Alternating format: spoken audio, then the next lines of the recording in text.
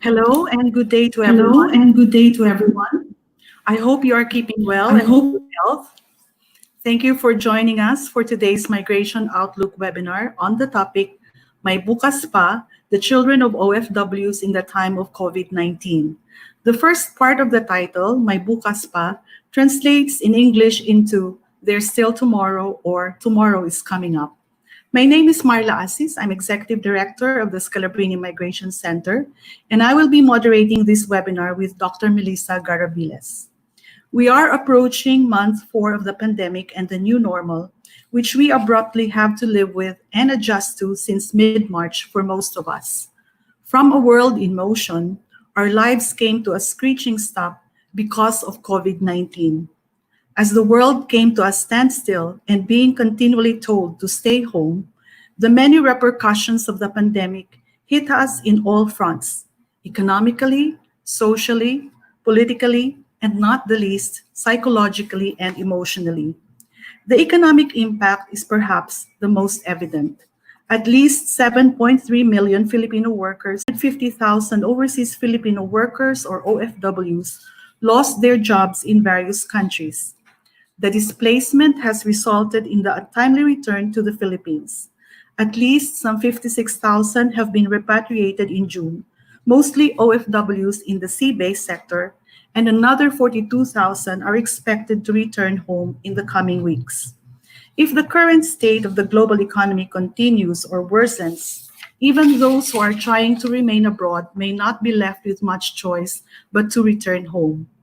In the face of the unsettling impact of the pandemic, the University of Hong Kong and the Scalabrini Migration Center, and in cooperation with the Episcopal Commission for the Pastoral Care of Migrants and Itinerant People, thought of coming up with a Migration Outlook webinar series to shed light on the challenges and concerns experienced by migrants and their families, and to consider insights from researchers and practitioners, and with a view to providing suggestions and possibilities to support migrants and their families weather this pandemic.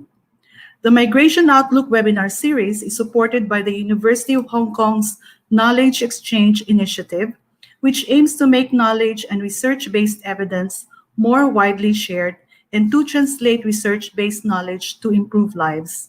This goal also jives with the theme of the recently concluded online conference of the National Research Council of the Philippines, where we were reminded about research as public good.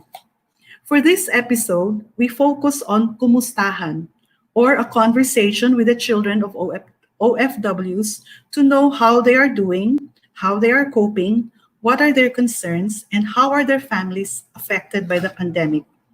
We cast light on the impact of COVID-19 on the children of OFWs to highlight that while everybody is affected by the pandemic, its impact and our responses may be experienced and felt differently by adults and young people. Our other resource persons will share some insights from their research and or counseling experience with young people. Lived experiences, along with research and practice, may help us understand what young people are going through. We will wrap up with some steps or perhaps raise more questions that we need to reflect further upon on how young people can be supported at this time and also to consider how they can contribute to the crafting of our post-pandemic society. It's great that our participants in today's webinar come from various fields and backgrounds. We are joined by OFWs, families of OFWs, migrants associations, young people, researchers, professors, teachers, counselors, pastoral workers, decision makers, government officials, and representatives of international organizations. Based on those who registered, we have a transnational audience. Joining our participants from the Philippines are those based in Hong Kong, Singapore, Japan, Nepal, the UAE, Canada, the US, and the UK. The language of the webinar will be a combination of Filipino and English. We will try our best to provide a summary in English for statements made in Filipino. During our 1 hour and 30-minute webinar, we have reserved some 15 to 20 minutes for the open forum. Please write your questions in the comments section of this live video.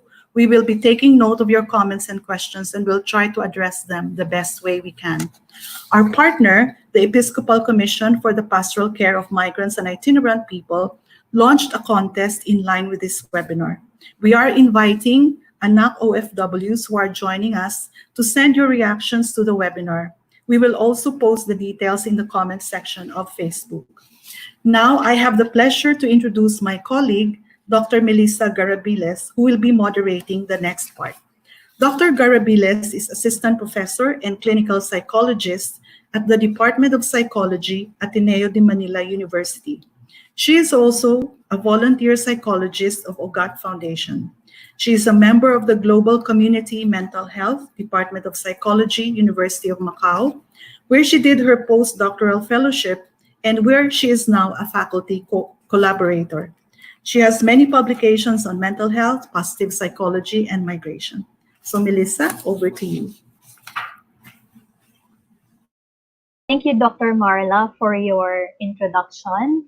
So I'm going to show you, to start off, I'm going to show you a photo. You've probably seen this photo online in social media. So this photo shows that, as mentioned by Dr. Marla, everyone is affected by the COVID crisis. We are all in the same storm, so lahat tayo nakakaranas ng parehas ng bagyo. However, the effect of COVID or of the storm to people varies because we are in different boats. So iba-iba yung mga barko natin. There are those who are affected, but because their boats are large and sturdy, or they have enough financial resources, they are not that affected.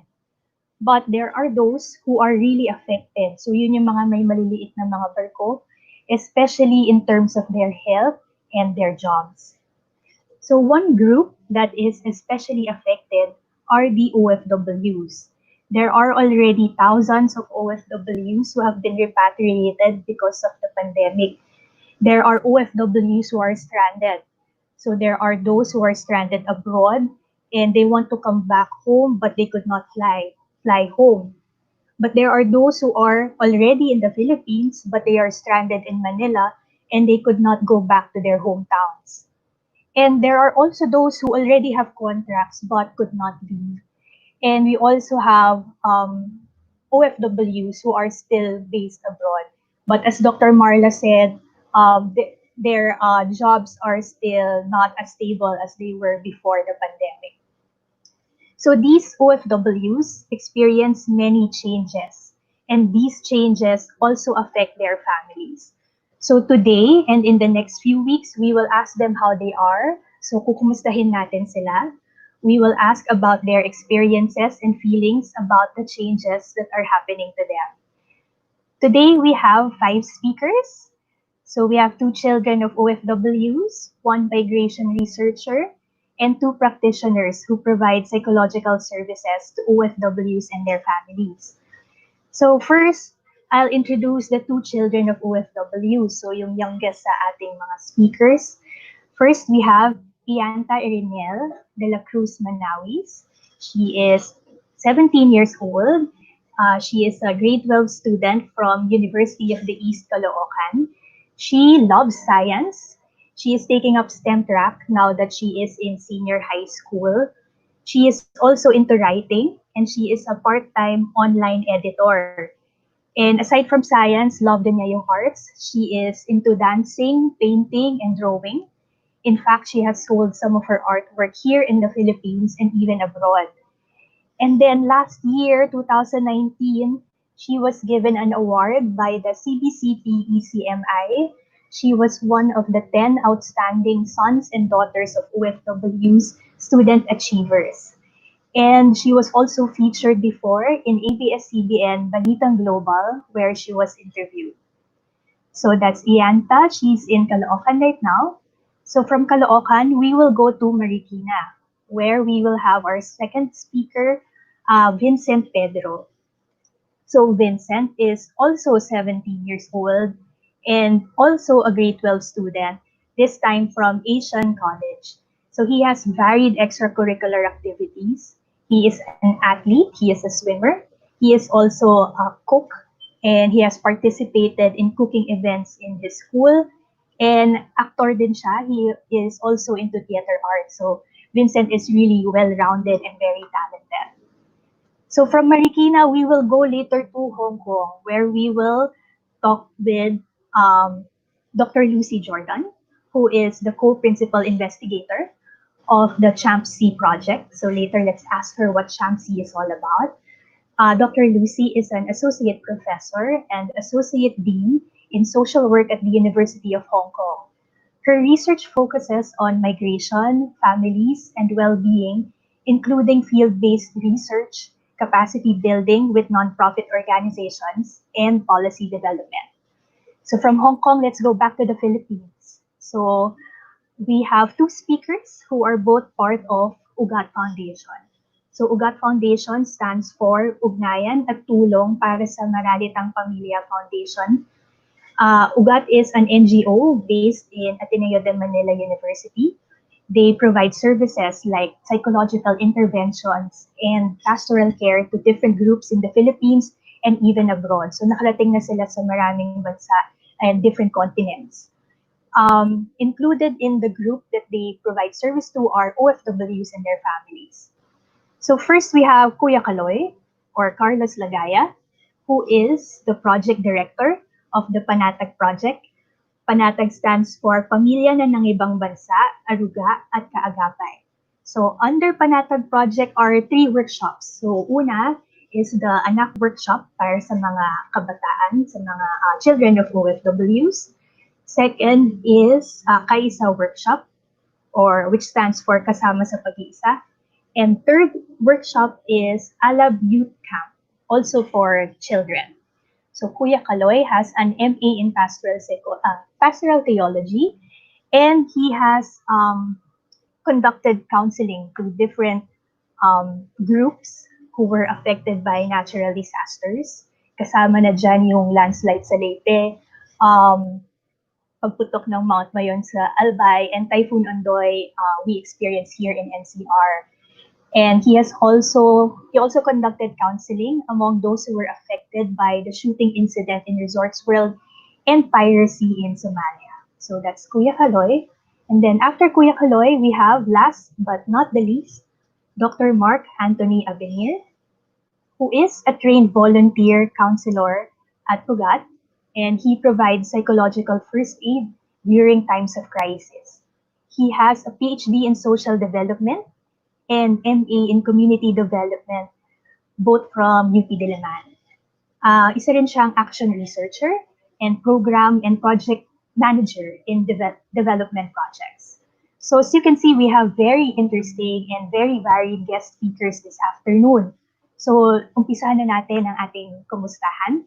Let's start with the youngest guest speakers, our 2 children of OFWs. So usually, when you watch TV or in social media, what we see are OFWs, anong nangyayari sa kanila, which is very important. But we rarely see the side of the children. So yun yung gagawin natin ngayong hapon. So it's important to ask the children themselves what their experiences are. So let's start with Ayanta first, and then later kumustahin natin si Vincent. So Ayanta, hello? Hello. Hello. So, baka may nakalimutan akong sabihin tungkol sa'yo nung in-introduce kita. Baka may pwede ka pang i-share tungkol sa sarili mo or tungkol sa family mo. Ayun po, I am 17 years old po ngayon. Mag-18 na po ako this August. Kaso hindi po nakakapag-celebrate kasi may pandemic po. Yan. Tapos, incoming grade 12 din po ako. I am the eldest among my 2 siblings na both males. And my father is here with us in the Philippines po. And then your mother? My mother is in Abu Dhabi po as dental assistant. Dental assistant. So mag-hi ka sa kanila. Mukhang nanonood sila sa'yo ngayon. Ayaw po. Yes. So, na-mention mo kanina na malapit ka na mag-birthday, malapit na ang debut mo. Pero hindi nga ma-celebrate dahil sa pandemic. So overall, kumusta ka na ba ngayong pandemic na meron tayong COVID crisis? Okay naman po ako ngayong pandemic. Thankful po ako na yung family ko po ay safe and wala naman pong nagkakasakit sa amin, thankfully. Yun po. And ngayong quarantine po, nagstay lang po ako sa bahay. Inaalagaan ko po yung kapatid ko, baby brother na 2 years old. Yun. And nag-i-study din po ako for the college entrance exams. So kahit walang school, nag-aaral pa rin. Ano yung mga pagbabagong nangyari sa buhay mo since nag-start itong pandemic and yung quarantine? Siguro po, yung one of the biggest changes that I encountered is the lack of freedom. I really like to go outside to unwind, especially kapag may stress po sa homework, sa school, ganun po. And I'm expecting this summer of my 2020 that my family will be going out a lot and I would be studying with my friends, pero yun po, hindi nga po natuloy because of the pandemic. Oo. So anong nararamdaman mo na hindi ka nakakalabas for the past, ang dami na, 4-5 months? Actually po, medyo nakaka-frustrate kasi po, tapos nakakalungkot and it somehow feels suffocating.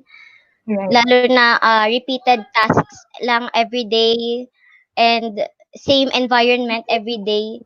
Medyo nakakalungkot nga po yung gano'n.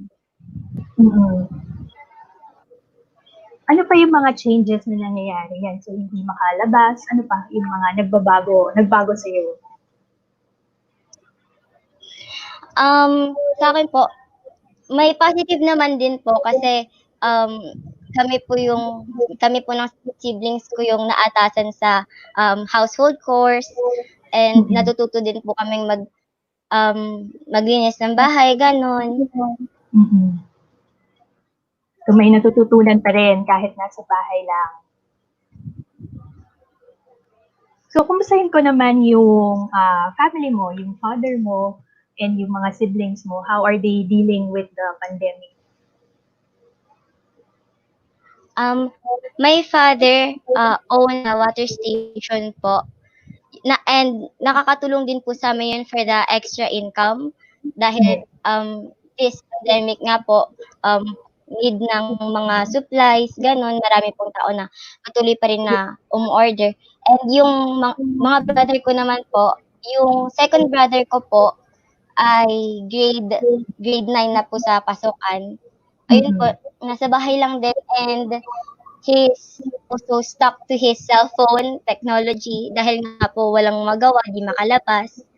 Tapos yung baby brother ko naman po, siya po talaga yung gustong lumabas kasi hindi siya makastay sa bahay, makulit, gustong magtatakbo-takbo. Medyo mahirap po alagaan kasi makulit. Oo. How about yung mommy mo na nasa abroad pa? Kumusta naman siya? Last April po, my mother had undergone a COVID test kasi po one of her housemates tested positive and she also felt some symptoms of the virus. But thankfully, negative naman po. And she's now perfectly working na po ulit. Okay. Buti naman, negative siya. Anong naramdaman mo nung nalaman mo na kailangan magpa-test ng mommy mo? Tapos malayo pa siya sa inyo. Sobra po akong kinabahan kasi sa naririnig ko po sa COVID talaga malala po. And naisip ko po nun na nag-pray ako kay Lord na sana po wag wala si mama. Di po namin kakayanin. Ganun po. Sobrang kinakabahan po ako nung mga panahon na hindi pa alam yung result. Pero nung nalaman na, sobrang nakahinga po kami ng maluwag. Oo. So na-mention mo no na nag-pray ka nung nalaman mo na kailangan magpa-test ng mommy mo. ano pa yung mga bagay na nakatulong sa'yo ngayong pandemic?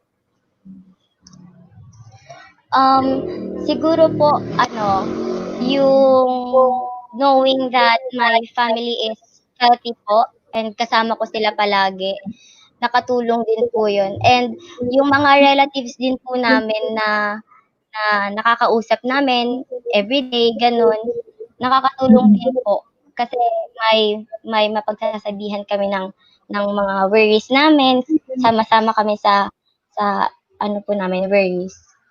Oo. So feeling mo, hindi lang ikaw yung mag-isa na nakakaranas nito kasi may nasasabihan ka. Meron bang mga sa tingin mo makakatulong sana sa'yo ngayong pandemic? Makakatulong po. Oo. What help do you think do you need yung mga makakatulong sa'yo or sa family mo? Siguro po, wala naman po masyado. I think we're doing fine naman po sa ngayong pandemic. It's just that last April or May, we had to make budget adjustments kasi half of my mother's salary is cut kasi their clinic needed to reduce the employee. So, my mother is unable to work for those times.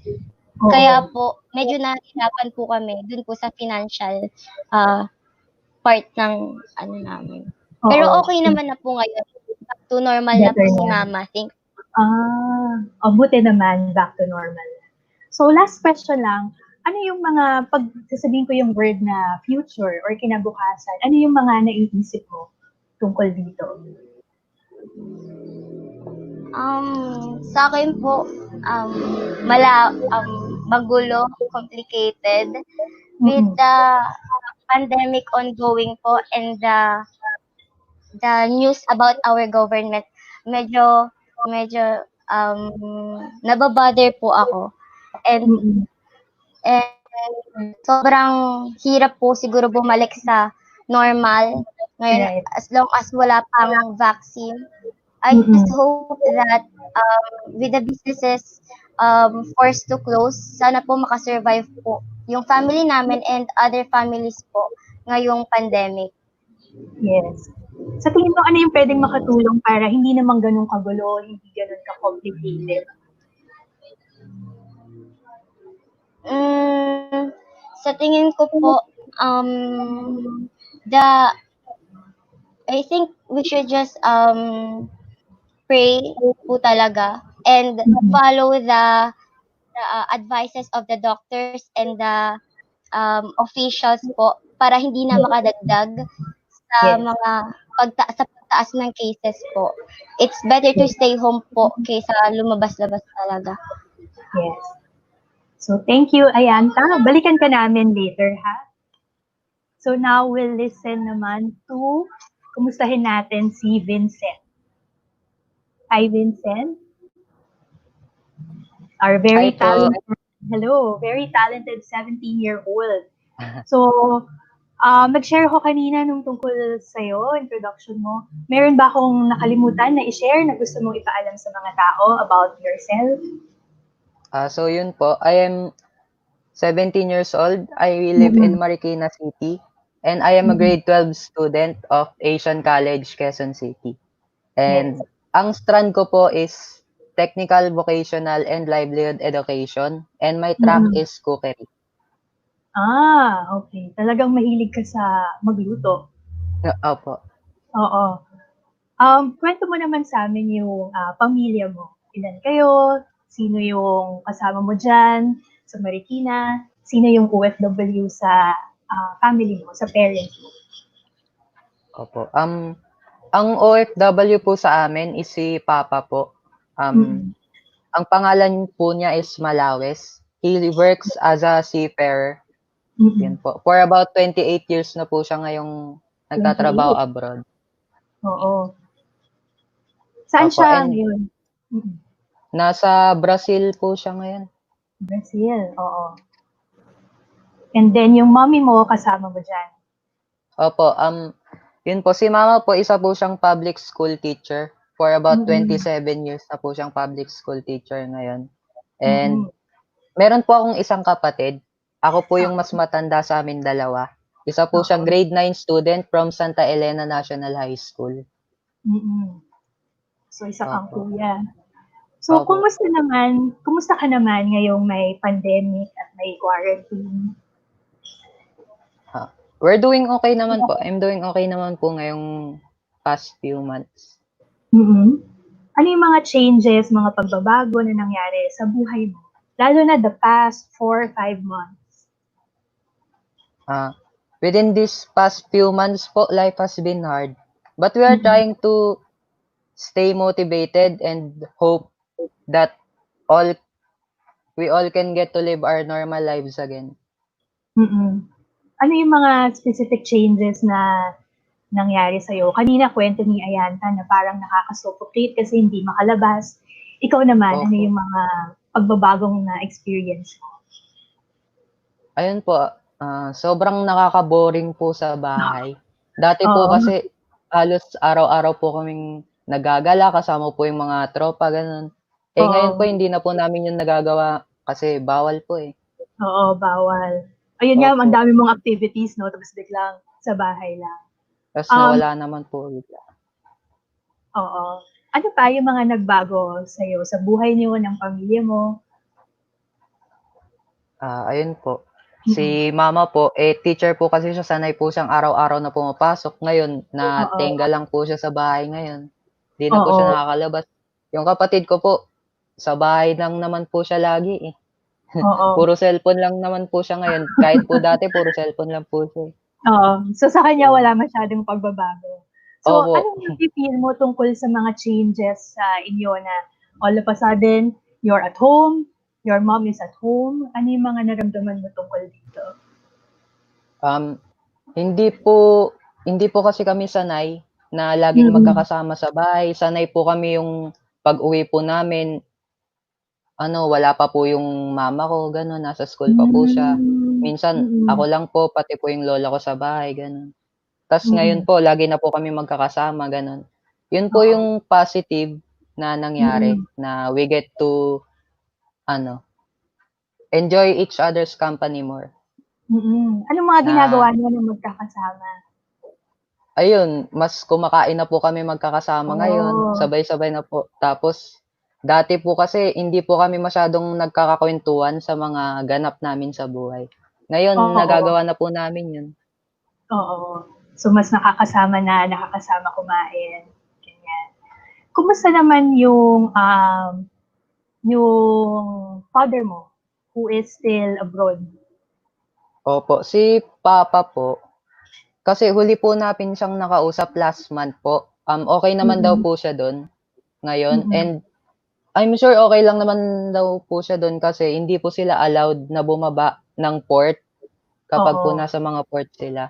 Hindi po sila allowed na bumaba po talaga. Sa loob lang po sila ng barko. Oo. So, kampante naman kayo since hindi, parang naka-quarantine na rin sila. Opo. Oo. Tapos, yung daddy mo ay uuwi ng Pilipinas, tama ba? Opo, this month po, hopefully. Uuwi na po siya. Oo. Anong nararamdaman mo na hopefully in a few weeks, nandiyan na siya ulit, nandito na ulit sa Pilipinas? Ayun, masaya naman po. Kasi, syempre, makikita na po namin siya ulit, ganun. Makakasama na po namin. Ano yung mga bagay na nakatulong sa'yo ngayong may pandemic at naka-quarantine ka? Sa tingin ko po, ang nakatulong po sa akin ngayong quarantine is, siguro po, mas natutunan ko pong mas maging close sa family ko. Kasi dati po, wala po talaga akong time kasi busy po sa school, busy po sa mga activities, sobrang dami pong ginagawa. Ngayon po, araw-araw na po halos kami magkakasama, ganun. Dati po, hindi po kami masyadong close sa isa't isa. Ngayon, nagagawa na po namin yung mga, ganun activity, family activities po. So, nakatulong na merong family activities. Ano pa yung mga nakatulong sa'yo? Kasi kanina sabi mo, boring, na it's hard to stay motivated and hopeful. Ano pa yung mga nakatulong sa'yo? para naman mabawasan yung ganung mga feelings? Ayun po, ang nakatulong po sa akin para mabawasan yung mga gano'ng feeling is yung Mm. siguro po ginagawa ko na lang po, ginagawa ko pong i-distract yung sarili ko by doing household chores po. Yun na lang po Ah, yung ginagawa ko. Para oo. po iwas boring. Tsaka po Oo, panonood po ng YouTube, gano'n, Facebook. oo. So, marami namang mga paraan para makatulong, oo. So, last question lang tapos mamaya babalikan ka namin. So, ano yung mga 'pag sabihin ko yung word na future or kinabukasan, ano yung mga, pumapasok sa isip? Sa ngayon po kasi malabo pa pong masabi kung ano po yung mangyayari in the future kasi lalo na po ngayon wala pa po talagang naki-create na cure para po Right. sa virus. Opo. Mm. So, mahirap po talagang sabihin kung ano po yung mangyayari in the future. Pero hopefully po, magiging okay naman na po yung lahat, tsaka magiging normal na po tayong lahat, gano'n. Yes, oo. So, ano yung mga kailangan kayang magawa para naman hindi mas maibsan yung mga, stressors ngayon? Ano yung mga puwedeng gawin? So, siguro po, mas alalahanin po natin tsaka mas sundin na lang po natin yung gustong mangyari ng mga ano po natin, mga nakakatanda, gano'n, yung mga nasa Mm, gobyerno po. Yun, sundin mm. na lang po natin siguro yung mga precautions nila kasi hindi lang naman po yun para sa kanila, para din po sa atin yun. Yeah. Opo, So, yung follow. kung hindi po nila gusto tayong lumabas, 'wag po tayong lumabas. Kung ayaw po Right. nila tayong makasalamuha sa mga tao, kung ayaw po nila tayong magkaroon ng big events, para naman po Mm, yun sa ikabubuti natin. mm. Para po So, thank you. mas hindi kumalat yung virus. Opo. Oo, oo. So, thank you, Vincent. So, we Ah, learned a lot from our two 17-year-olds who are children of OFWs. So, from experiences of children, let's listen to what science has found about them. So, let's talk to Dr. Lucy Jordan, and who will tell us all about their research. Yes, Dr. Lucy. Yes, hello. Good afternoon. Hello, Melissa. Yes, Nice to see you. Yeah, yes, it was really nice to hear from Mayantha and Vincent as well. I yes. could understand maybe a third because some of it Okay. was in English, and Yes. I wish that I spoke Tagalog and I could understand it more. But from what I was hearing, I did hear a lot of things that are quite resonant with the research that I have been involved in with my colleagues for the last 13 years. We have run a large project in the Philippines, as well as in Indonesia and Thailand, to try and understand both the big picture as well as to hear the voices of the children and to the children as they're growing up. And it's, of course, since the research has already happened in the past, we have not talked to these families right now during the time of COVID. But when I hear Vincent and Yanta, I feel that I hear probably voices that are quite similar to what we would hear.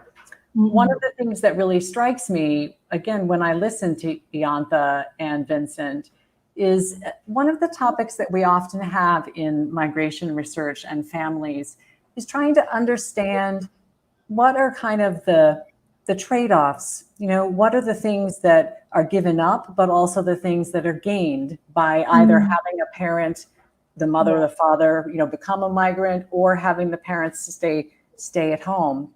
And like most things in life, right? We find that there are differences, and they're not always exactly the same. But one of the things, again, that I hear in Vincent and Yanta's story is resilience. I hear a kind of strength, inner strength in each of them about kind of adapting to new circumstances and new conditions. And in some ways, this is one of the big questions from a research perspective, which you probably also have feelings about because of your psychological background and training. We wonder, well, will the children of migrants miss some kind of emotional connection and support because their parents are not physically there with them? And might they have trouble later when they face challenging circumstances? And one of the things that Vincent and Iantha's stories say to me is that I think it makes me actually feel hopeful that perhaps the children of migrants have developed some inner strength. And it may well be because they have had to adapt. They've had to adapt to new living arrangements. They've had to adapt to new ways of communicating, new ways of building connection and closeness with their parents. They've had to adapt to perhaps the feeling of being different from their community, their neighbors, if the neighbors are not children of migrants. And that actually this, there may be kind of a silver lining in there, which suggests that, from Iantha and Vincent's examples, that they have some understanding of kind of of how to live with uncertainty, and how to kind of look for hope, look for strength. I heard Iantha talked about faith, and Vincent talked about hope. And again, that these are traits that recognize, these are traits that recognize the possibility for inner strength. And I also heard Vincent speak about the feeling of having the opportunity to spend more time, kind of with family in a way. And again, when a family experiences the kind of change and living apart like migrant families do, one of the things that they miss is some of that connection. So in some ways, that it does allow for that. So yeah, I think it's very very interesting to hear the young people in their own words, talk about kind of their experiences in the moment, and also how that relates to the experiences that they've had over their lifetimes of having their parents living, or one of their parents living overseas. Yes. So Ayanta mentioned that she had health concerns with her mother because the mother had to be tested for COVID, but then thankfully the mother is okay. She tested negative. Yes. Yes. Do you have anything about your research that relates to this? Yeah, I think, and that's a really interesting point too. I mean, I was thinking about that when she shared. And, it's kind of, again, it's this thing where it shows, I think, a couple sides of the story, which is when someone is far away, and the way that we have connection, is through virtual means, for example, like this. And, and then there can be time zone differences. So communication may be challenging, different things like that. So there's an uncertainty about it.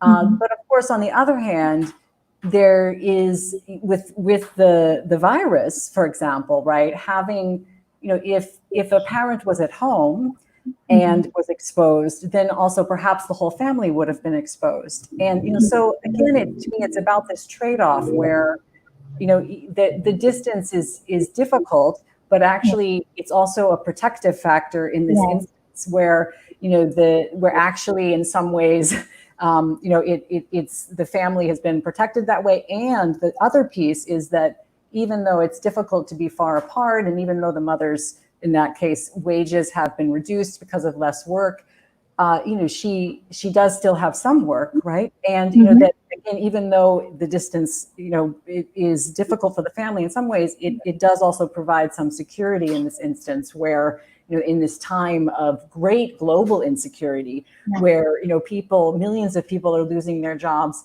everywhere. So it makes me think about a number of things there about kind of how the way that the family operates transnationally actually can be a positive thing, even as it is difficult to deal with the feelings of uncertainty. Right. Okay. So thank you so much. So Yeah. we'll get back to you later. Yes. And during Q&A, yes.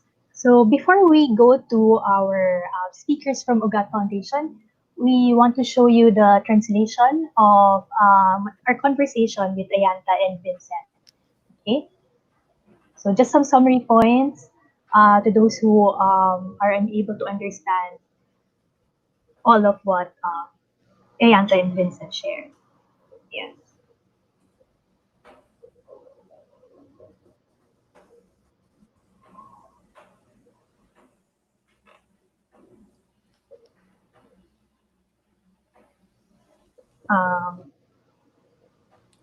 So for Ayanta, they had to make economic adjustments because of pay cut of her mother.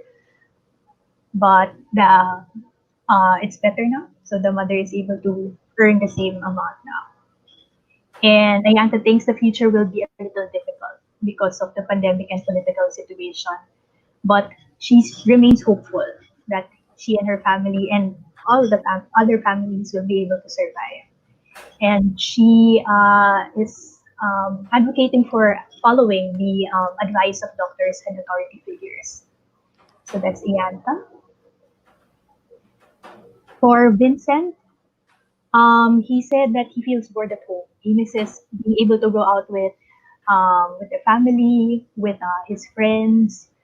And on the other hand, since he and his mother and sibling are all at home, it's also a positive thing because they're able to enjoy each other's time. And they're able to talk to each other more, eat together. And he is happy that his father will come back home in a few weeks' time. Okay. He is able to cope by distracting himself, by being productive, doing household chores, watching videos. Like Ayanta, Vincent also thinks the future is uncertain. Okay, but he hopes that he is also hopeful that things will go back to normal. And he also believes it's really important to follow the guidelines of our government. Okay. Thank you for sharing the summary. Yeah, for me and hopefully for others as well who may not speak Tagala. Yeah. And we have, yes. Yeah, okay. So I guess I can maybe I just will spend a few moments and then we'll move on because I want to make sure we have time for the others to talk. So if you could transition to the next slide, that would be great. Yeah.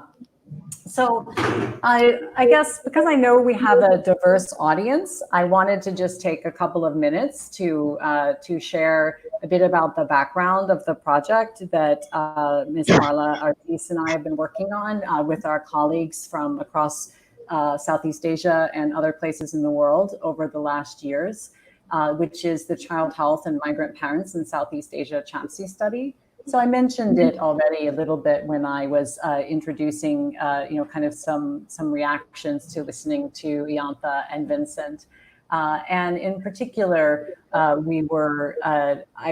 pulled out a few thoughts and ideas about the older group in the last time that we visited the households in 2016, who were aged 17 to 19 at that time. So right around the same age of Ayanta and Vincent. And that's kind of why I mentioned that listening to their voices, it sounds to me a lot like the voices of the young people that we have spoken to. And I would just draw the attention here to the graph in the lower corner, just to show how our study actually tried to capture families with children kind of more broadly in two provinces in the Philippines. So households where neither parent was a migrant, as well as households where the mother was away, the father was away, or perhaps both were away. So wanting to kind of try to understand what is similar and different about those things. One of the things that really strikes me, again, listening to Ayanta and Vincent, is how yes, Yantha, is a young woman, Vincent is a young man, Vincent's father is the migrant, Yantha's mother is the migrant, but in many ways, a lot of their feelings and experiences are quite similar, even though they have some of those differences, which I think speaks a bit to the universality of the impact our family lives have on us. So why don't we go quickly to the next slide? So one of the things that I wanted to just kind of mention, which I think has already also come through a bit with listening to Yantha and Vincent, which is that based on our research, most of the children are aware and and speak about how they're understanding that their parents go away primarily for their education, right? So to help, to support their educational experiences and hopefully to help them find, good and meaningful work later. And one of the other things that we have found in some of the work that we have completed is that children, even when they're relatively young, so younger than Vincent and Yantha, already have this understanding about what is being kind of given up and what is being sacrificed, for the future. So, in this, planning for the education, that this experience is happening well because it's better for the family, so it's better for the greater good later in life. And that this in some ways echoes what I mentioned when I said I hear in Vincent and Yantha's stories of their own life, how they have this inner strength. So even though they face uncertainty and perhaps have worries about the future, that there is a strength of self that is developed inside of them, and again that's quite similar to things that we've heard from the children in our own study. And I think I know that we need to keep moving. I don't want to take up too much time, so I think that we should probably go on to there's one more slide forward from here. Let's skip over this one. Yeah. Okay. Oops, yeah, this one, perfect. And I'll just finish here. That so that as one of the things that we found over time is that as children grow older, they see a wider range of choices that are possible for them in terms of the kind of employment and things that they can do.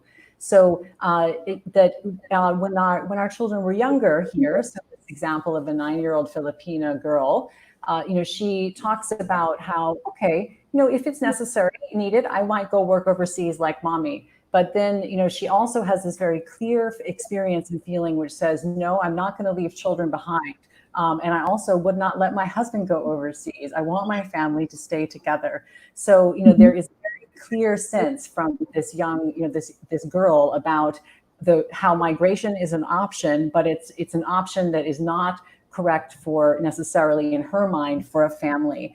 And that really echoes, this idea here, which is that a child's thinking and imagining about migration actually says quite a bit about her actual experience, the experience that she's having here in this moment.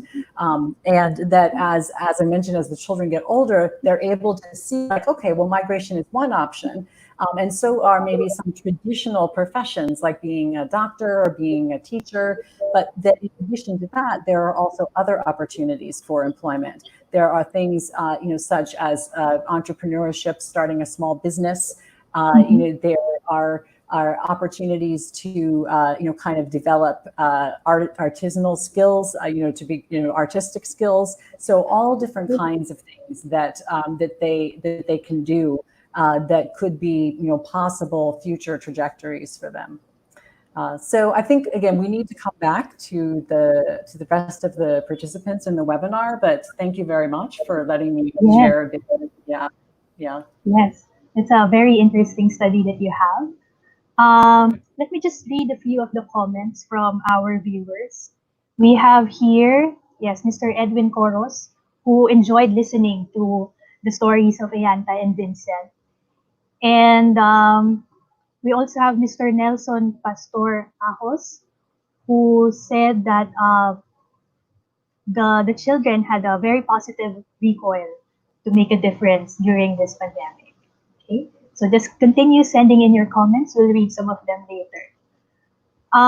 So now from research, let's shift to practice. Let's talk to Kuya Kaloy and then Dr. Mark about their experiences working with children as part of their work in Ugat Foundation.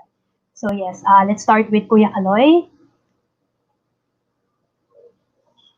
Yes, good afternoon. Okay, good afternoon, Miss Melissa. Thank you. Yes, please share your experiences, your years long of experiences dealing with children of OFWs. Oo. By the way, magto-12 years na pala kami yung Panatag program. 12 So, years. Oo, magto-12 Panatag years has kaya. been around for 12 years. Wow. Yes. And nalilibot na namin yung Luzon, Visayas, and Mindanao. Yun ang ano namin. All over the Philippines. Wow. Okay. Yes. Oo. The question is, ano-ano ang epekto sa anak ng biglaang pagbalik ng nanay o tatay sa Pilipinas dahil sa pandemic, ano? And by the way, I'm still here in the Quezon province. So, lockdown. Na-lockdown din ako dito ng 3 months. Okay. And so, ang unang, based on my, yung mga answer na to, based on my online counseling during the pandemic, kasi na-experience ko yung na-experience ko yung sabi ng dalawang bata na na-board. Na-board, so, yes. Oo, nakulog lang ako sa bahay namin. And then, sabi ko, anong pwede kong gawin sa mga OFW children? Hanggang gumawa ako ng online counseling para sa exclusive for OFW children and their parents. And number one na nakita ko doon, first effect sa kanila ay parang katulad ng mga walang o yung DOFW, shock din sila o pagkabigla na bakit nangyari to? Bakit may ganito? And then yung pagka-shock na yun, patungo siya sa mas malalim pa. So anxiety, sobrang lungkot, and then going to depression, May isa nga akong client na sa sobrang depression na siguro, napadala sa akin ng picture na nag-a-attempt mag-suicide. So, picture na may tali dito. And so, sign yun na talagang malalim yung depression. And then, natatakot sila, itong mga bata na to. So, from shock, pagkabigla, galit, and then shock, and then takot, di ko naisip na ganito yung iniisip ng mga anak ng OFW na papauwi yung mga parents sila. Ang iniisip nila, baka may dalang virus ang parents nila. Oo, baka may dalang virus ang nanay at ang tatay niya. And ang pinakamasakit doon, yung ma-discriminate ka ng barangay nyo, ng bayan nyo. And dito talaga sa Quezon Province, nakita ko yan kung paano magbulong-bulungan ng mga tao and magkwentuhan kapag may dumarating. So, may discrimination pa na napipil sila na baka pag dumating si Papa o si Mama, may sakit siya, tapos anong sasabihin ng mga tao sa amin? Saan kami pupunta? So, maku-quarantine kami. And worries na nung dumating na, kasi yung normal, nung wala pong pandemic, ang positive sa kanila laging feeling sa may mga balikbayan boxes na lang nare-receive. Pero this time, walang balikbayan na marireceive. And unang pumasok sa kanila ay, makakabalik pa ba ako sa pag-aaral? Okay. Yun ang number one. And paano namin masusustain to? May isang client pa ako na 50,000 pesos per month ang binabayaran sa house and lot na inuupa na binabayaran nila. So iniisip nila na anong mangyayari? Paano namin babayaran tong utang na to na 50,000 monthly? So andon, tapos so nung dumating na, ano naman ang negative effect ulit? So nanghuhula ang batang to. Kasi may mga parents na sa kanila na hindi sinasabi kung ano condition talaga. walang trabaho, mabalik na kami dito. So siya, nakikinig lang daw siya kung ano mangyayari. Pero pag lumalabas sa room, itong OFW, nakasmile lang, it's okay. Pero yung anak ang nag-worries na, totoo ba talaga na okay to? So yun, hinuhulaan niya kung anong mangyayari.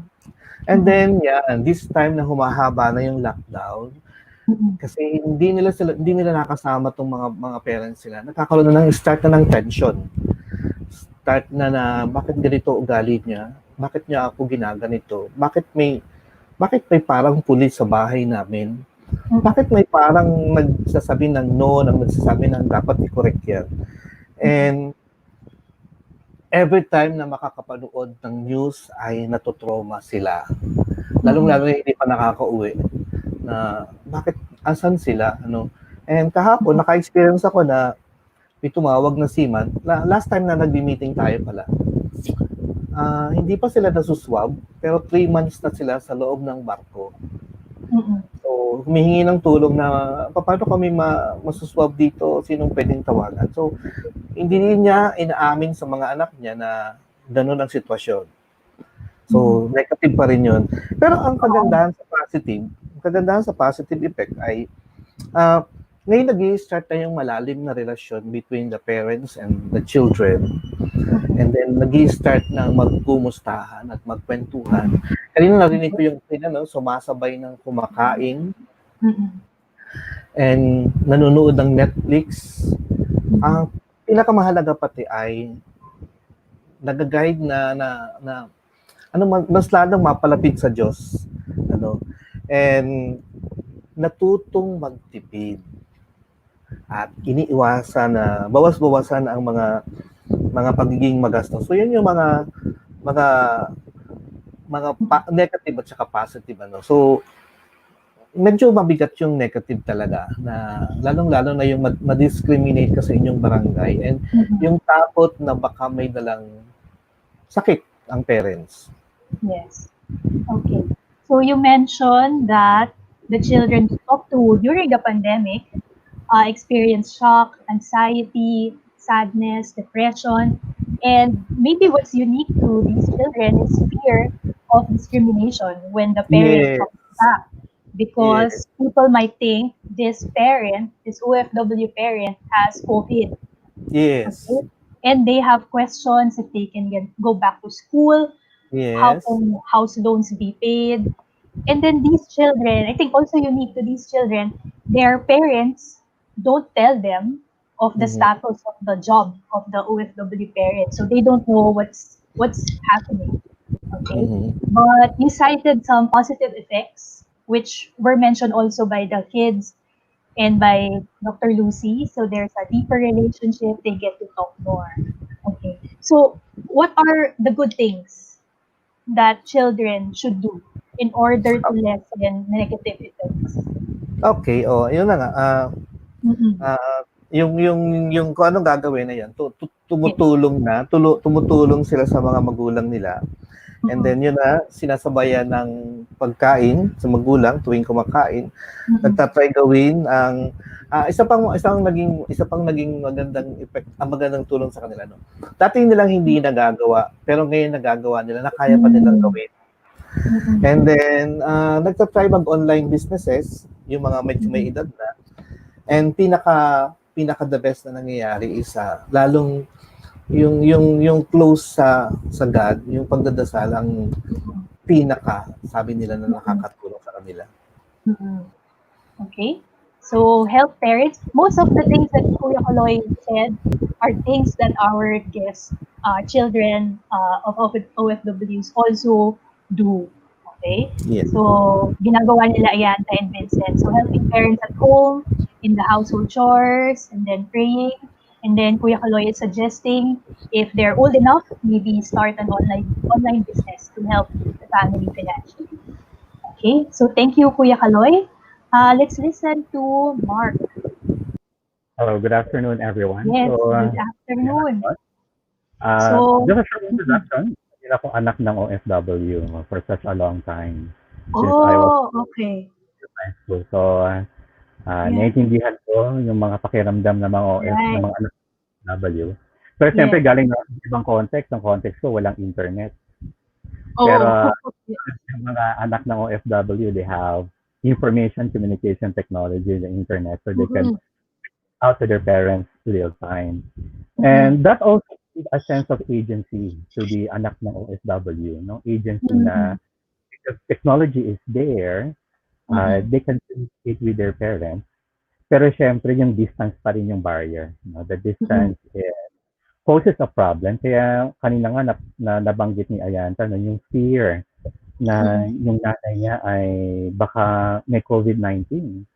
Bilang anak ng OFW, it's very stressful, no, to think about that, of what will happen to your parent because you are not there to be with her or with him. You're very far away.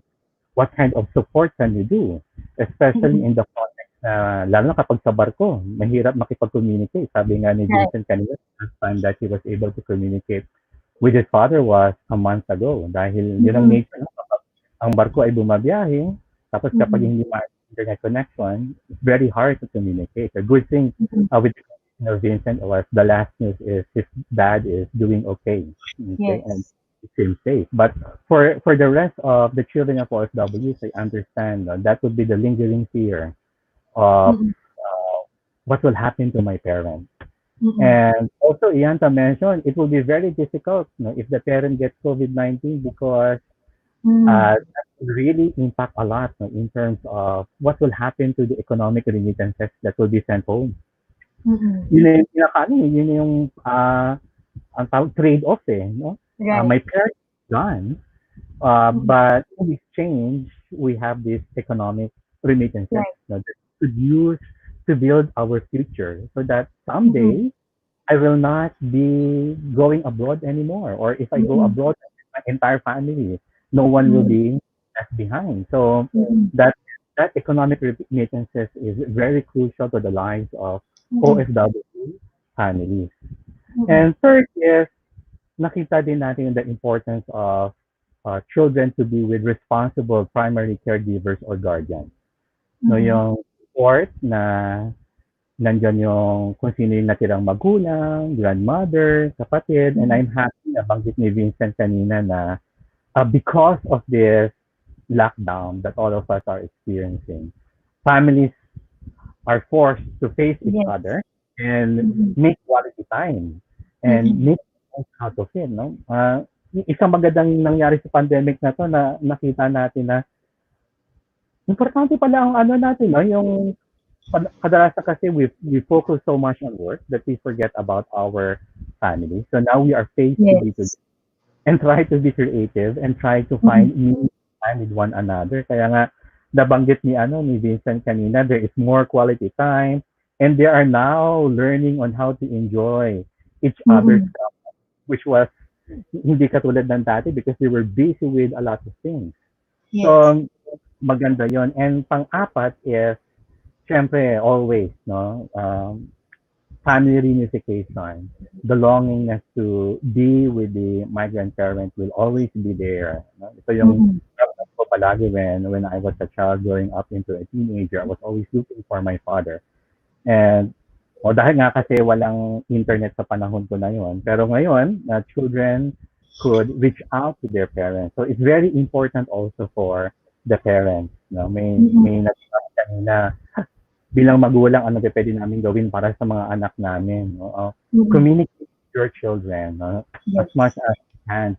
Tell them that you are okay. O kung nasaan ka, what is your situation, you have to be truthful. And then, to assure them that you are doing the best to take care of yourself and that your mom or your dad is there for you and families who are with you, your grandmother man yan, kapatid, mother or father who was left behind will also be there. So yung panahon na kailangan mag-usap yung mga magulang.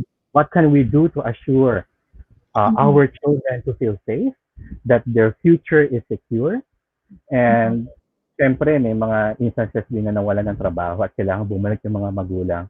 And mamaya siguro, merong mga existing organizations that could help OFW families to connect them with livelihood opportunities. So, yun, that's having this. Oo. Okay, thank you, Dr. Mark. Um, so it's right now, parents should really talk to the children, and we can connect that also to what Kuya Kaloy mentioned, that some children don't know what's happening. Okay. So Dr. Mark mentioned that there's a list of services. So for today, we will show you a list of services, list of psychological services that OFWs and their families can avail of. And the first two are free online psychological services. You can just check out these links. And then for mentioned also by Dr. Mark that economically it's really important to find ways to be more stable. So that's what we will talk about in third and fourth week of our webinar series. So the third one, there's a list of online services. Some are free, some are not. But there are many services there, so just check out the page, please. Okay. And with that, we can start with our Q&A. We have lots of questions from our guests, from our viewers. So let me start with the children. Um, so how is your well-being affected by your concerns about your parent situation, your family relationships, and economic situation? Kumusta kayo? Kumusta kayo given all of these concerns? So we can start with Ayanta or Vincent. Sige, si Vincent na lang. Siya yung naka-unmute. Ayun po. Ang epekto po sa akin ng is okay naman po. Wala naman pong negative na effect sa akin. So you're able to, Vincent is okay, he can cope. Oo. How about Ayanta?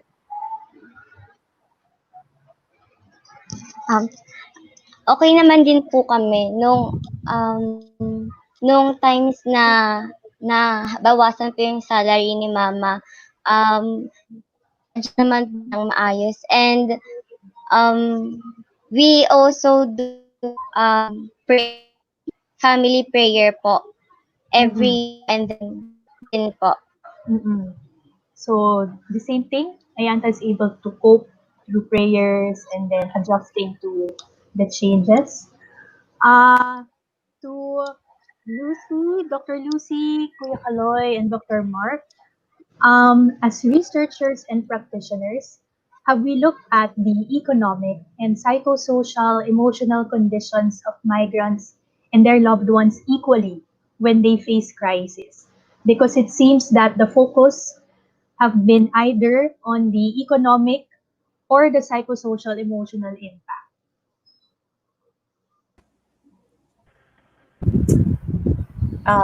So let's see. If I think I understand the question correctly, it's an interesting question, which I think is about kind of the importance of looking at like the holistic sort of well-being, so and thinking about the interconnections between, say, economic well-being and psychological and psychosocial well-being.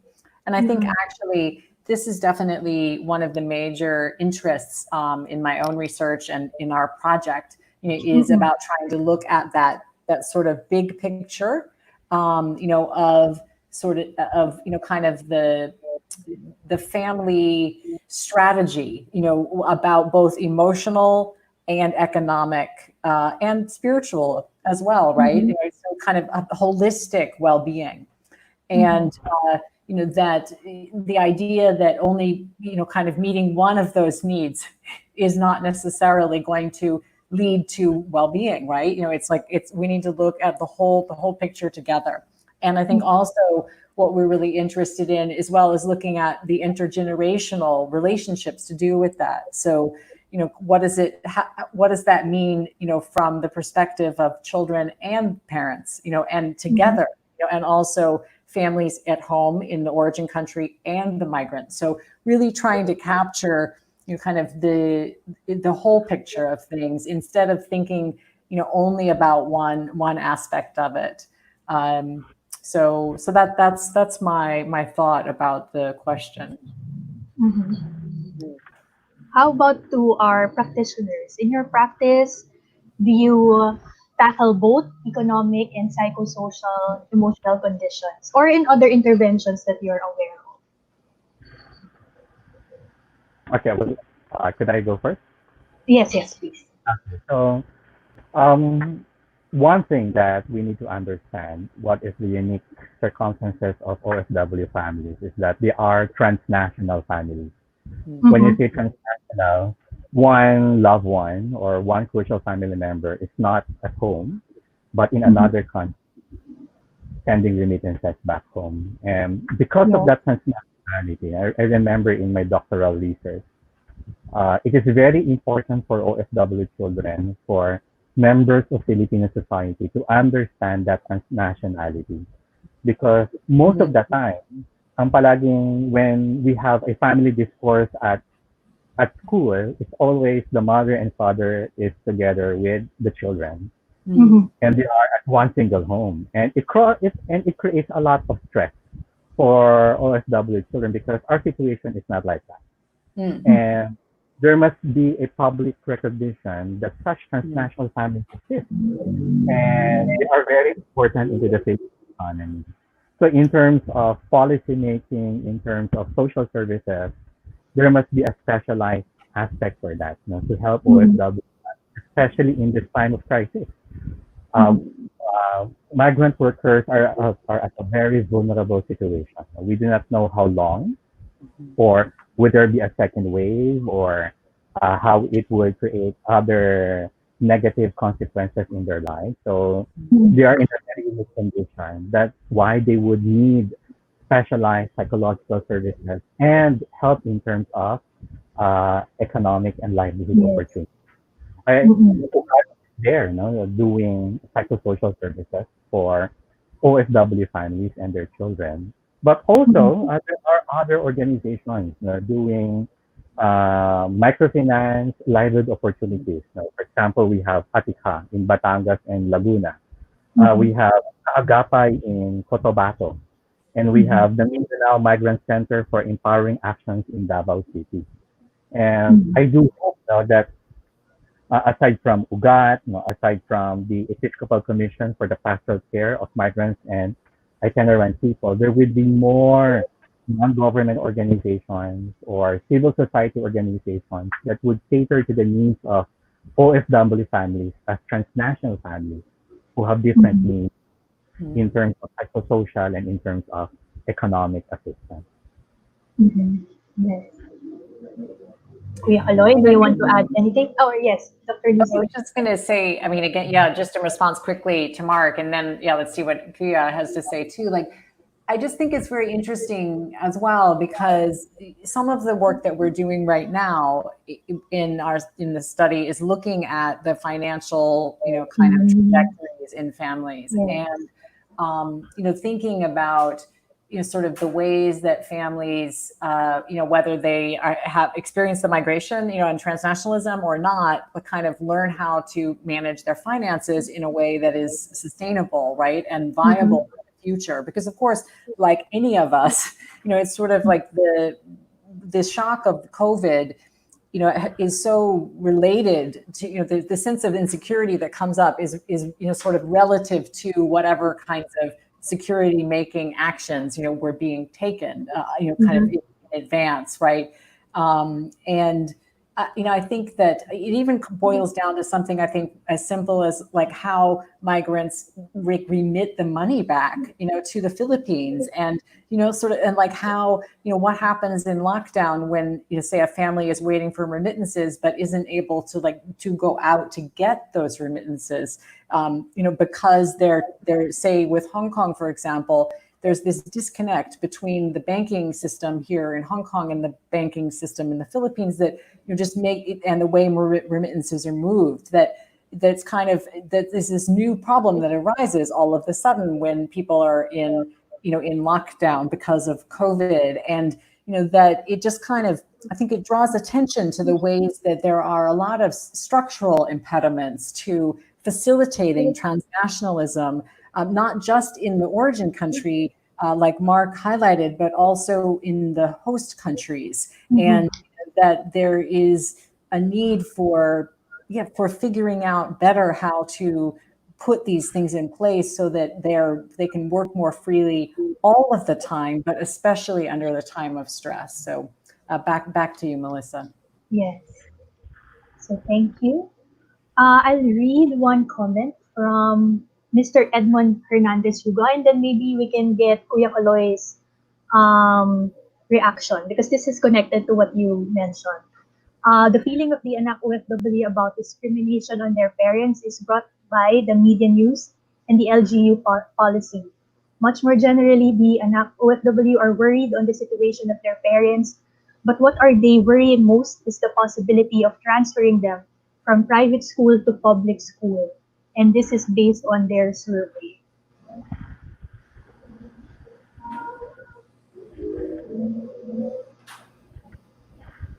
Yes. Do you have any insights about this, Kuya Kaloy? Yes, ma'am. Totoo po yun na ano yun. True.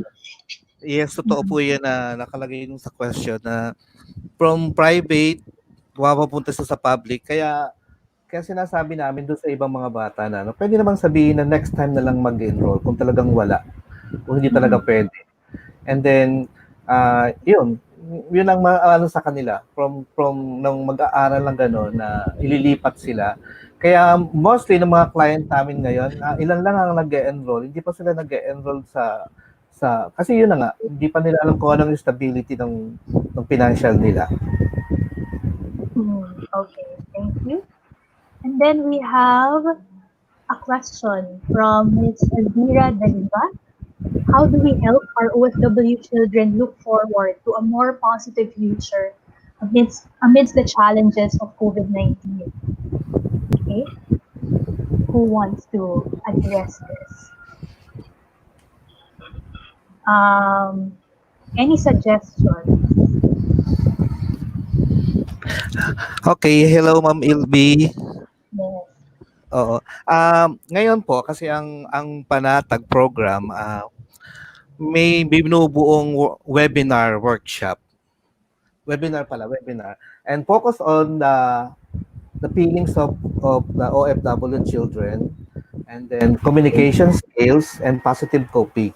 So we can offer this webinar. So we have a webinar. Maybe Kuya Kaloy can just share a link to the in the comment section here, so that our viewers can check it out. Okay. And then last one, there are viewers who are asking for more information from Dr. Lucy's study. So we will show you the slides. So Ms. Beth Ram is asking where they can get a copy of your study. Yeah, I think actually Marla and I had a little discussion about this. That we will make some things available with the recording of the webinar, like the slides, but as well, many of the publications, all of the publications actually from our study are open access, so we can make available the links so that if you want to access the actually published research, that you can do that as well. So Marla and I will do a bit of work about that later. We're working with the tech team, to share the material from the slides. And thank you for your interest. And then myself or any of the other authors in the study would be happy to answer questions for you after you've had a chance to look at things. Okay, so please check out those studies. And let's have our final thoughts from our speakers. So just a short message to the children of OFWs. Let's start with baliktad naman. Dr. Mark, can you give your short message to children of OFWs, please? Ayan, the title of this webinar is My Bukas Pa, the children of OFWs in the time of COVID-19. One thing that we need to acknowledge is that children of OFWs in this time and era have a sense of agency. Meaning, narinig natin kay kay Ayanta at kay Vincent na they're doing okay is because they're able to cope up with the situation. But they cannot do it on their own. They need the support of their family members. They need the support of their parents to always connect with one another, to always have what will be the plan B if this will happen to me. And the children will be involved in those family discussions because they are part of those crucial decision making. Ang isa sa mga bagay na we need to practice as Filipinos is that we need to involve our children because they have a right, they have a voice now when it comes to decisions that will affect their lives. And they need also to be consulted. Kailangan pag-usapan what will be the next steps that our family will take in order to address this situation. And I think that is connected now with the question a while ago, how do we make them move forward? Things will go forward if we begin at the position of strength. Na hindi parang biktima ang mga anak ng OFW. Right. Kundi meron silang kakayahan, they can move. What they need is their parents to be there with them to say, we will face this future together. Yes, thank you, Dr. Mark. Let's listen to Kuya Kaloy. His last words, message to the children of OFWs. Okay. Ang title nga may bukas pa. And number one na pwede nating gawin ay be open sa inyong nararamdaman. That's one. Huwag magtiis. Huwag matakot. Huwag matakot na hindi masabi ko ang nararamdaman. Pangatlo ay be open sa communication. Kung ma-reject ka, it's okay. Kung okay, basta maging ang maayos sa communication sa inyo at sa inyong mga magulang. At pinakahuli, at pinakamahalaga ay lalo pang maging malapit sa Diyos. Okay, so open communication with the parents and to pray also. Be to yourself.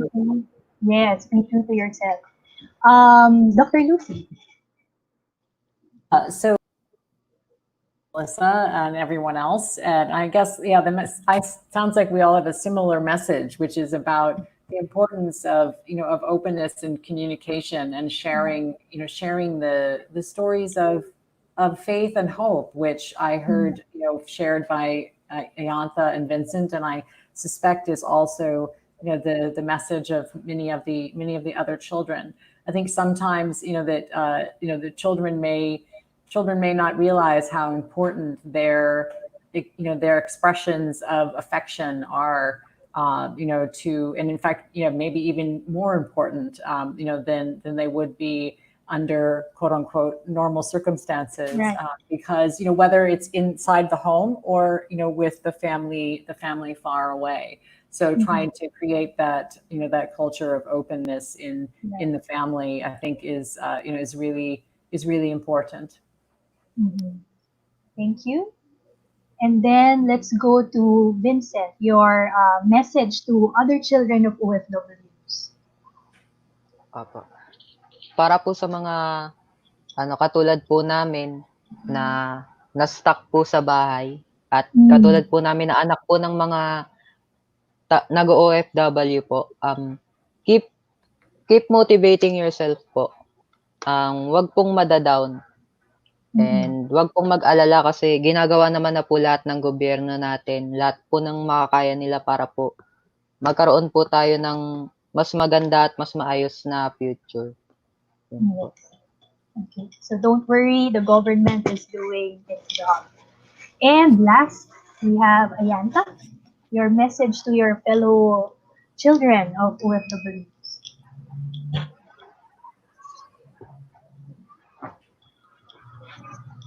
Yan po. To my fellow anak OFWs, to trust parents, let's be open to the community, to them always, and let's hope believe that we will have a better future pa. Yes. Okay. So listen to your parents. You have very wise words from both the young and the young at heart. Okay. Yes. So thank you so much. So I'll give the floor to Dr. Marla for the closing remarks.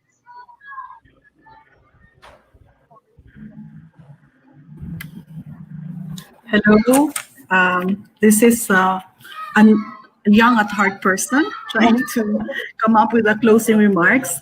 I really have the pleasure of thanking everybody, on behalf of our partners, the University of Hong Kong and the Scalabrini and the Episcopal Commission for Migrants and Itinerant People. I wish to extend our thanks to all our resource persons, to Iantha and Vincent, to Kuya Kaloy, and to Dr. Mark, and of course to our partner Lucy, and to our very, very competent moderator, Dr. Melissa Garabiles.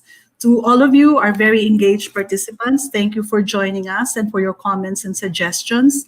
A recording will be made available shortly on SMC's Facebook page, and also for the questions and comments that we were not able to address during this webinar, we will be posting our responses to your comments and questions together with the recording. So the next webinar will be on July 10, also a Friday, from 3 to 4:30 p.m. We would also appreciate it if you could take the time to accomplish a feedback form so that we could improve our future webinars. It's very difficult really to come up with a summary of of the very rich discussion that we've had. But I think when we go back to the title of this webinar, I think we have a pretty good sense that from the children themselves and also based on the sharing of our other resource persons, there is still a tomorrow. Tomorrow is coming up. And in doing so, I think what we can get also from the sharing, especially from the sharing of Ayantha and Vincent, is that we need to value the voices, the perspectives, the feelings, and views of our young people. I'd also like to thank Mr. Justin Interno and Mr. Dax Alfindo of Dream Agri Media, our very competent and most gracious tech team, and Ms. Kimberly Juanilio and Mr. John Paul Asis of SMC for their assistance with the preparations and attending to the webinar's technical needs. And lastly, I'd like to remind our Anak OFW viewers, please don't forget to send your thoughts about the webinar on or before 5 p.m. on July 4. In closing, I'd like to mention this, that in Lord of the Rings, Frodo uttered a wish that we can identify with during this time. And he said, "I wish none of this had happened." To which the wise Gandalf replied, "So do all who live to see such times. But that is not for us to decide. All we have to decide is what to do with the time that is given us. May we decide wisely, justly, and kindly with the time that is given us now. So keep safe and see you again on July 10. Maraming salamat po. Thank you. Okay. Shall we have